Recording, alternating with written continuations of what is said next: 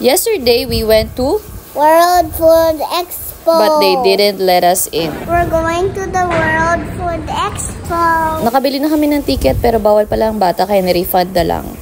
Bye-bye World Food Expo.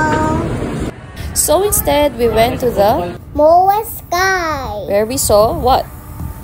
Football court. Field. Pero hindi naman pwede rin pumasok kaya naglaro na lang sa labas.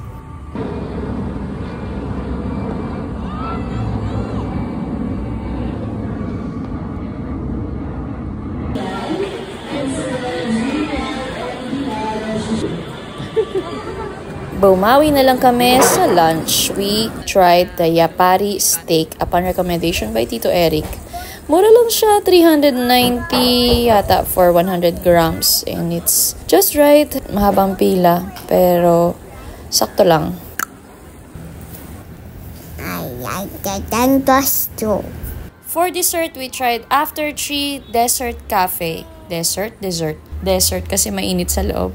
Pero masarap naman yung kakigori.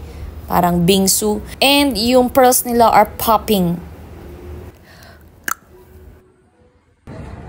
Gusto mo bang ma-experience yung nafe-feel ng mga manok sa andox kapag piniprito? Sakay kayo ng Ferris wheel, no? Slow roast.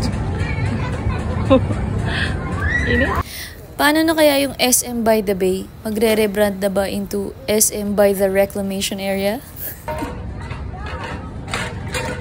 Ano siya?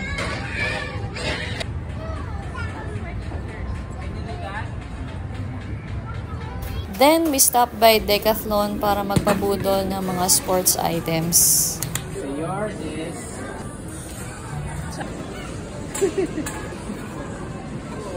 Frisbee, backpack for school, foam for swimming, ball, and short. Last stop ay IKEA. Syempre, libre ang playground in Smalland. Elliot! Elliot! Elliot! Bye-bye! Wala na siya pakialam sa atin. Bye-bye! Bili tayo ng popcorn. Halika mag-date tayo dito. Halika, dali. Buksan mo.